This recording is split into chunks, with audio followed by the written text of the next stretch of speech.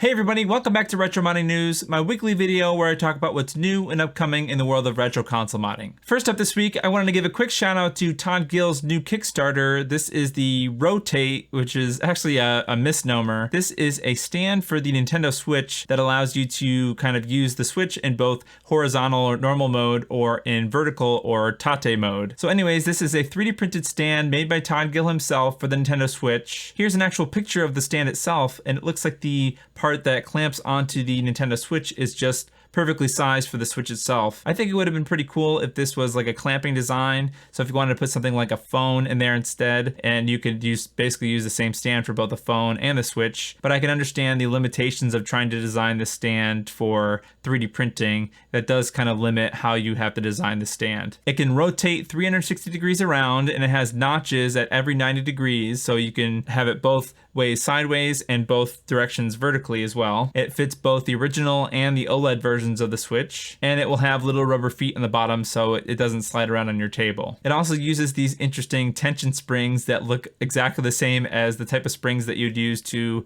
level a 3D printer bed to make it so that you can adjust both the tilt as well as the swivel mechanism. So it costs $30 for one of these stands, but Todd mentions that if they reach $100,000 in sales, they'll have these RoTATE stands produced via injection molding instead of 3D printing. There's only 29 days left as of the recording of this video to buy one of these to meet that goal, so if you're interested in a stand like this, I think now is the time to join Todd Gill's Kickstarter. Next, I wanted to circle back to Button Mouse's DMGC, or the original DMG Game Boy that has been modded with a Game Boy Color CPU. They just released the project on GitHub, so we can finally get some more details about this project. What I was interested in is what kind of a screen that you're going to need for this mod, and it looks like it needs to use a GBC Q5XL IPS screen. That is the only screen that is going to work with this mod. So again, in a nutshell, these are replacement PCBs for the original Game Boy that allows you to use a CPU from a Game Boy Color. So basically turning an original Game Boy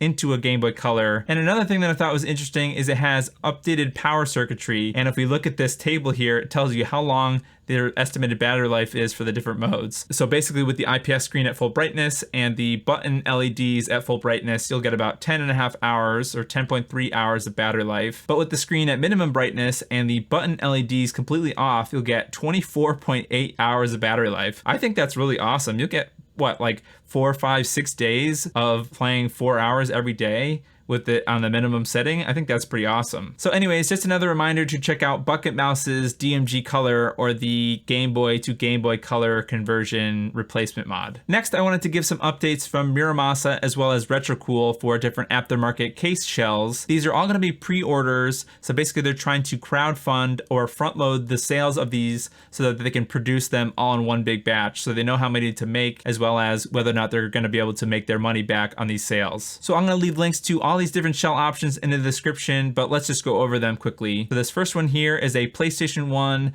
translucent smoke black case. I think that's pretty slick looking. I really like the sort of clear, transparent black color. I mean, that's probably what I would choose if I was going to buy a PlayStation 1 replacement shell. Next is this translucent extreme green shell for the PlayStation 1. And here are some more options for the Sega Saturn. So we have a translucent clear one, a translucent black one, as well as a opaque black and white color. And another thing that I thought was cool was the Sega Saturn button set. So if you wanted to add a little bit of color to your existing Sega Saturn Model 2, you can add these colored buttons to it and kind of make it a little more personalized. Now, I know a lot of you might be skipping right over this section, but I just wanted to point out that if there are enough sales of these PlayStation 1 shells, RetroCool is going to announce their next project. And I kind of already got a insider tip as to what that might be, and I think that everyone is going to be super excited. So please go ahead and support them, because I think that you'll be pleasantly surprised about what the next upcoming project is going to be. Next, I wanted to talk about something that was a little bit of a fail, and I'm only saying that because I know that Gamebox and Postman can handle that news. I'm talking about the Weird Flex Boot OK mod from Gamebox. Now you might be thinking to yourself, what the heck is that? This is supposed to be a flex cable / quick solder board for the GameCube PicoBoot mod that everybody is pretty excited about right now. Essentially, this flex cable part will solder inside of the GameCube where the solder points are, as well as the IPL chip there, that if you were going to manually solder the mod, you would have to solder wires there. Instead, you could use this flex cable to kind of make it a little bit easier to solder that portion. So all of that news was going fine for me until I saw this little mount thing here for the Raspberry Pi Pico, as well as where the flex cable is going to connect, I believe. It's actually supposed to be mounted in this current iteration to where the GameCube disk drive is supposed to be. Now, one of the big reasons that somebody might use the PicoBoot mod instead of something like the GC loader, other than the drastic price difference, is the ability for the PicoBoot mod to keep the GameCube disk drive, so you can still use your disks, whereas the GC loader, you'd have to get that disk drive out of there. This weird FlexBoot OK mod would actually replace the disk drive and put the Raspberry Pi Pico where the disk drive goes. So I reached out to them and I told them all about this, and it sounds like they understood. It looks like this project might have some updates hopefully before it starts shipping to people. And the only reason I bring up all of this is because I think this flex cable idea is really awesome. It will probably save people a little bit of time installing this PicoBoot, and if they can get the position of this right, I think it might be a cool all-in-one sort of kit to buy.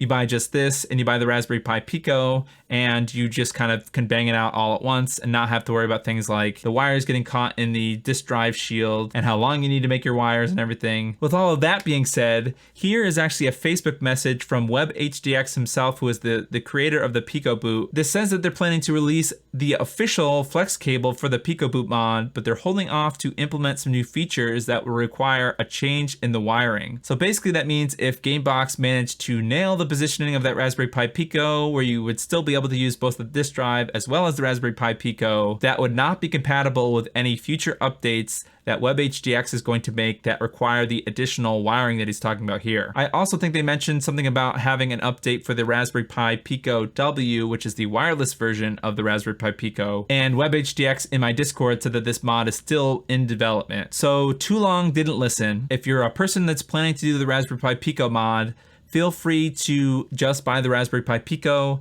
and use any wiring that you may already have so that you don't have to mess around with the flex cable right now. But let's say you're looking to make the final version that you want to just stick in your GameCube and not really worry about, maybe only do a couple of firmware updates once in a while. I would hold off a little while to see if there's going to be any updates from WebHDX about wiring, as well as an official flex cable install. I think that's where I'm going to leave this right now. I'll definitely have some more updates as we get more information from WebHDX. Next, we have a couple of updates from Make Megahertz, who is the developer behind the Xbox HDMI and Xbox HD Plus internal HDMI mods. We have this pretty ominous picture of various generations of Xbox controller. It looks like there's a Type S in the very back and maybe a 360 controller on the right here. I don't see a Series S controller, but anyways, these are like various Xbox One controllers. And you could see an original Xbox in the background and some cables kind of connecting all over the place, and just the shushing face emoji. So there's something ominous going on here with the original Xbox and newer Xbox controllers. And then just as I was about to film this video, they released this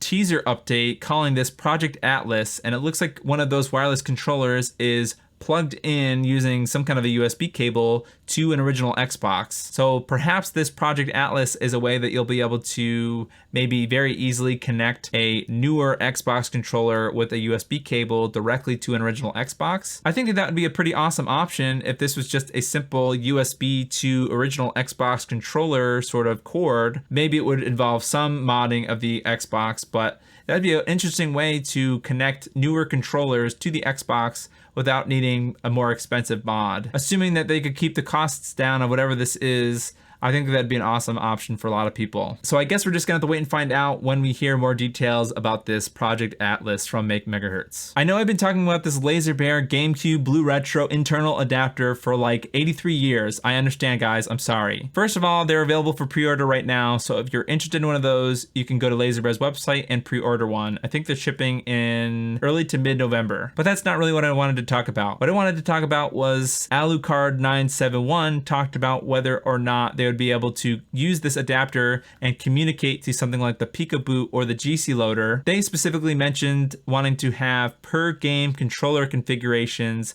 using this BlueRetro adapter. Now, initially, it seems like that is not possible according to LaserBear. However, we have the GameCube god himself, Extrem, saying that, I'm not really sure what this means, but he says that you can emulate SI devices. You can be a SI device with the bespoke protocol. I don't know what that means, but LaserBear has a little bit of a translation, basically saying that can you use Swiss to talk to both this BlueRetro adapter as well as maybe the PicoBoot or the GC loader? And Extrem says sure. So then LaserBear asks DarthCloud, who is the creator of BlueRetro, whether or not that's possible. And he says that it could be possible to create a new SI command that could send the whole BlueRetro config back and forth via Swiss. And it may be possible to update the BlueRetro adapter firmware from Swiss as well. So what I think this might mean is maybe in a future BlueRetro firmware update, you could use Swiss to update the BlueRetro adapter firmware just via Swiss. Although one thing I wanted to mention is that this BlueRetro adapter does have a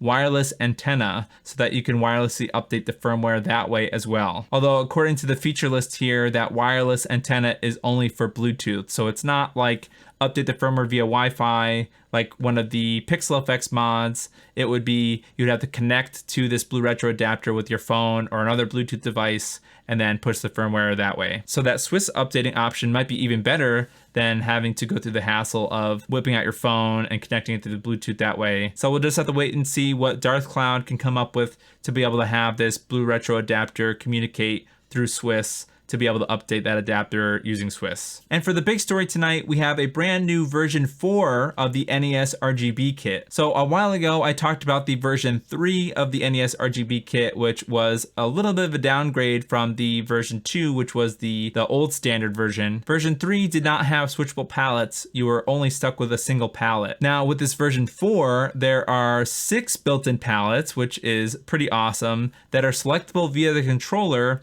as well as a mechanical switch. It also has built-in in-game reset, which was a feature that you could only get on the version 2 NESRGB if you use something like Voltar's NESRGB IGR board, which was a separate install, so it was not built into the NESRGB, but it looks like now it is. And the last big feature is a fully operational dejitter. Now I've talked about dejitter a while ago. I actually mentioned it in my NESRGB install video. I'll put a link up here somewhere to that. In a nutshell, if you're using something like the OSSC along with this NESRGB, you might have some problems with the higher line multiplication modes in the OSSC. Sometimes you would just get nothing but a black screen. The screen output would not be stable and it basically would be unplayable. That jitter problem is not an issue if you have something like the RetroTink 5X Pro. I've used that a little bit and I have not come up with any issues using my NES with the NESRGB kit. So that feature is probably only useful if you have an OSSC. Now I will mention that the written guides on Tim Worthington's website for the front-loading NES at least